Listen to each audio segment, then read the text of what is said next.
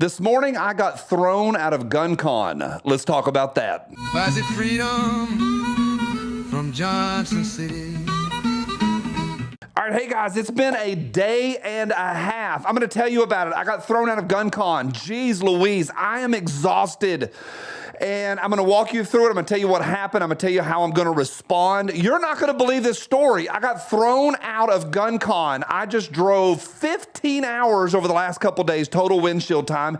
If you'd like to help me out, today's episode is sponsored by my swag store. A lot of merch down below. Pick yourself up something. You're going to love it. That would help me out. Maybe buy me some gas. All right. Guncon was today. I'm filming this.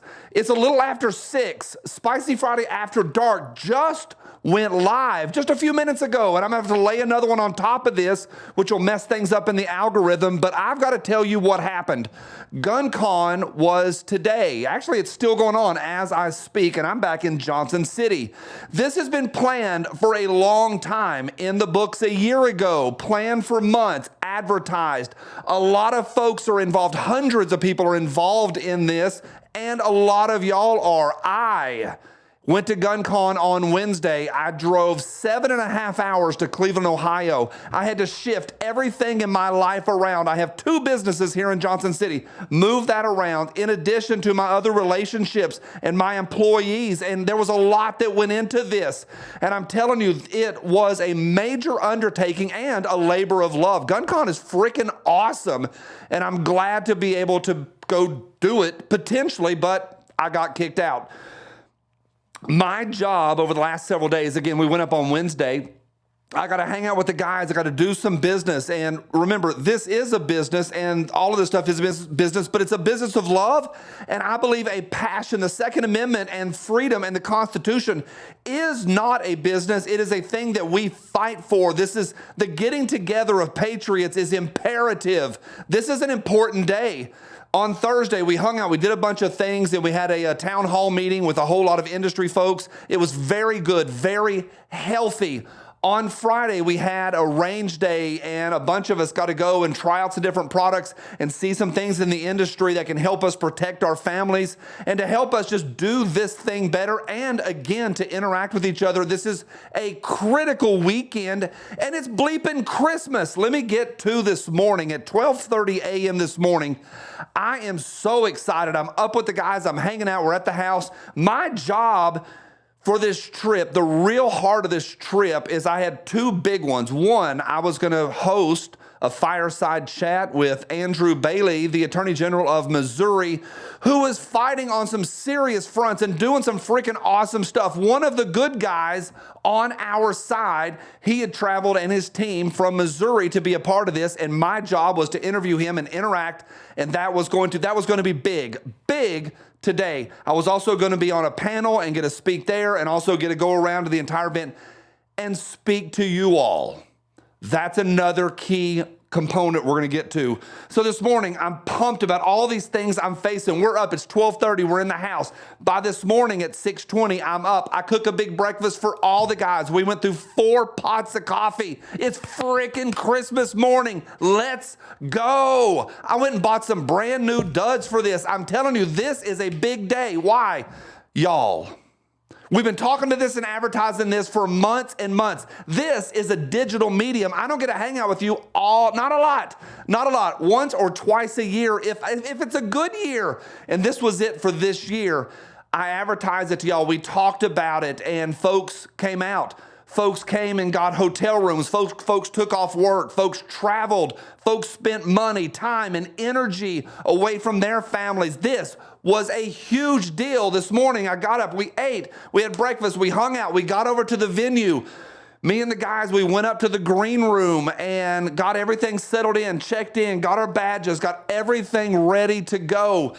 And I'm telling you, again, I'm going to say it again, freaking Christmas morning, a full day of hanging out with y'all, interacting, blood, sweat, tears, time. I put in 15 hours of windshield time in the last 4 days for this.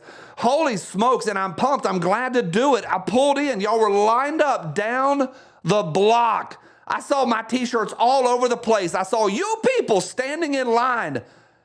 I walked in, we went in, we did a few things. I went and saw Eric Pratt and made a post with him and at the GOA table. This is all before the event.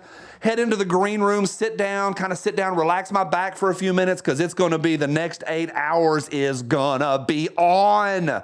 I'm telling you, it's going to be on. This is a big day. I love days like this. This is a big freaking day, and to be able to interact and work and share a stage with Andrew Bailey and get this message of anti-censorship, or we'll call it free speech, out. Huge, huge day. 10 minutes after the event started, the leadership of Guncon came in, sat down with me, and they said, Johnny, you gotta go. You're being banned from the premises. The venue owner has revoked your privilege to be on his property. 3 of us got booted out of Guncon 10 minutes into Guncon. Andrew Bailey, the Attorney General of the state of Missouri, me and Paul of Legally Armed America, the 3 of us were booted. And I mean, right then, right that minute, gone. 10 minutes after the event started, I came back out. There's vendors everywhere. I didn't go to a single vendor table. I walked out after 4 days of this, after all the shuffling around, all of y'all that have taken time and energy and money to be able to come out and do this and buy your hotel rooms. I came out, I looked at a couple people, and I was on the verge of tears. And a couple YouTube guys stopped me in the hallway, and I was like, guys, I gotta run. I went and hugged one dude, and literally in 45 seconds, I was in my car. I pulled out, I came down, and I drove back down that line. I looked over at one of y'all. I don't even know you, brother. One of y'all was wearing the duck shirt, and I just waved at you, and you waved back. And I barreled my way to Tennessee. I haven't stopped for gas once. I haven't eaten. It's now almost 7 o'clock, I think, and I am exhausted. I had to grab some water. My voice is shot. I've been on the phone literally all day. Why? What was the reason given? What we can understand, and I've talked to Andrew Bailey on the phone. I've talked to one of his staff members on the phone. We've texted a little bit. I've talked to everybody that I can. From what we can understand, it is tied to, and get this, the owner, the venue owner can do whatever he wants. There's a clause in the contract that he doesn't have to have anybody on his property that he doesn't want on his property. As an American, yeah, sure, that's your property, do what you want, but ethically, I think he's a pile of crap. My understanding, from what I understand, this is all about the transgender situation. Andrew Bailey has been fighting transgender clinics, my understanding, and I don't know all the details, in Missouri, and they went after that. They went through my social media, and it looks like they disagree with the things that I post and memes. They disagree with memes, little dots and digits on a screen. I don't know what Paul's situation is. My understanding, I've talked to him a couple times today that he's going to make a video, maybe as I'm doing this one, but he's going to do a video also. Here's what we're up against: wokeism. Could they have looked into my social media over the last few days, weeks, or months? Yeah, maybe, but why do it today? The day of, my understanding, the email rolled in at 12:30 this morning, the email that came into the Guncon crew, and it was 12:30 this morning, and they said these 3 are prohibited, and John checked it out and worked through it, and by 10:10, had to pull the trigger. We had to go banned from the premises. Here's what's going to happen.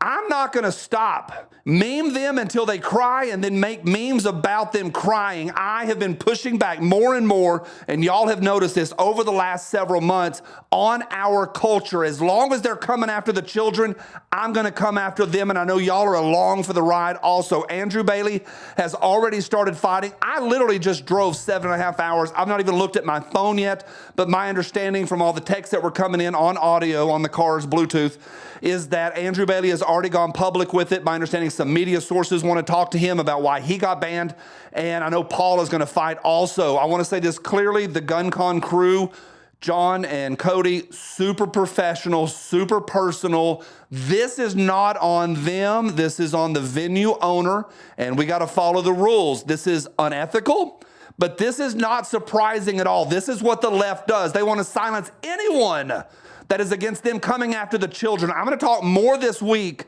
about what they're after and this idea of them coming after children. Meme them until they cry and then make memes about them crying. This guy is going to go find some dinner. I'm exhausted. Thanks for being a part of this. I'll let you know more as I know more, but holy smokes, I was banned from Guncon.